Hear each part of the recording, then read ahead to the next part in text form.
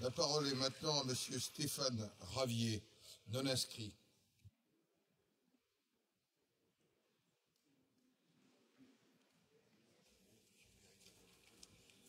Vous avez la parole.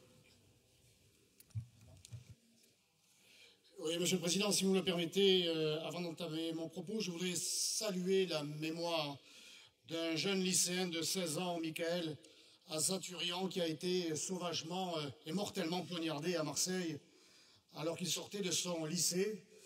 Et je voudrais lui présenter à lui, à sa famille, à ses proches, mes plus sincères condoléances. Monsieur le Président, Messieurs les ministres, mes chers collègues, notre pays est en guerre.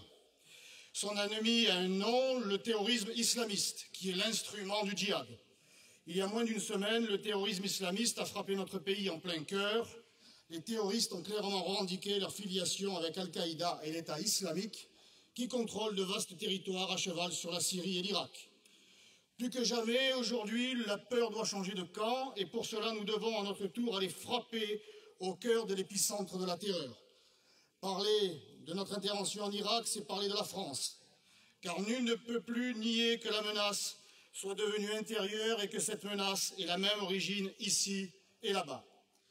Mais en préambule, je ne saurais décemment passer sous silence les responsabilités écrasantes qui sont les vôtres et celles de vos prédécesseurs de l'UMP dans la situation actuelle. En effet, qui a laissé notre pays devenir une place forte des djihadistes en abdiquant tout contrôle sérieux de nos frontières et en laissant les imams les plus radicaux fomenter la haine dans nos quartiers? C'est vous. Qui a défilé dimanche dernier à Paris aux côtés de représentants des pays du Golfe qui abritent les sponsors du djihad mondial, ou encore la Turquie de Recep Erdogan, allié objectif de l'État islamique par peur de l'autonomisme kurde? C'est encore vous. Qui a fait le lit de l'islamisme le plus violent en déstabilisant tout le Proche-Orient au nom de faux prophètes médiatiques, les chevaux au vent et de leur idéologie mondialiste à l'opposé de toutes les réalités locales? C'est encore vous. Nous seuls avions prédit avec Marine Le Pen que la stratégie atlantiste des changements de régime que vous avez appelés printemps arabes déboucherait inévitablement sur des hivers islamistes. Non pas que les régimes autoritaires alors en place fussent des parangons de vertu politique, mais ils étaient préférables au chaos et à la violence fanatique qui les ont remplacés. Préférables même aux régimes que vous soutenez toujours dans la péninsule arabique. Ces financeurs du djihad ont largement contribué à plonger la Syrie et l'Irak dans la situation actuelle. C'est à partir de la Syrie, où vous l'avez laissé prospérer contre le régime, que l'État islamique a pu mettre la main sur des pans entiers de l'Irak. Dans ces régions, il pratique un véritable génocide des chrétiens d'Orient et d'autres minorités.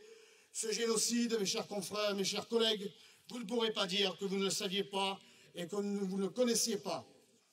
Face à cela, qu'aurions-nous fait aux yeux de l'histoire? Nous intervenons en appui des forces irakiennes et kurdes au moyen d'une quinzaine d'avions de combat et de 2 bâtiments de la Marine nationale. Le porte-avions Charles de Gaulle doit quitter Toulon cette semaine et vous avez annoncé le 17 décembre dernier devant la Commission des Affaires étrangères des Forces armées du Sénat l'envoi de 120 soldats français aux côtés des forces de sécurité irakiennes et kurdes. Cela fait de nous le 2e contributeur à la coalition devant les Britanniques, ces mêmes Britanniques qui, en intervenant en 2003 aux côtés des États-Unis, portent une lourde responsabilité dans la déstabilisation de cette région. Toutefois, le poids militaire de cette coalition reste relativement mesuré et ses forces n'arrivent toujours pas à stopper l'armée djihadiste de Daesh. Nous voterons donc pour la prolongation de notre intervention, mais nous pensons qu'il faut aller plus loin si nous voulons non seulement honorer notre rôle multiséculaire de protecteur des chrétiens d'Orient, mais aussi tout simplement protéger les Français en France.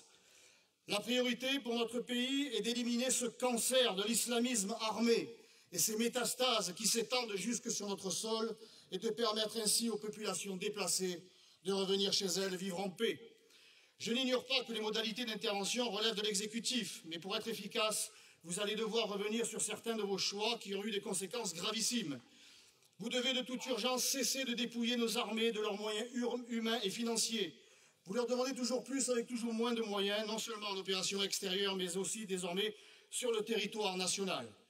Avec le déploiement de 10 000 hommes sur notre sol, la France est aujourd'hui notre premier théâtre d'opération. Vous l'avez dit vous-même, il s'agit d'une véritable opération intérieure sans précédent. Vous devez exiger de la Turquie qu'elle soit enfin claire dans son appui contre l'État islamique au lieu de l'utiliser contre les Kurdes.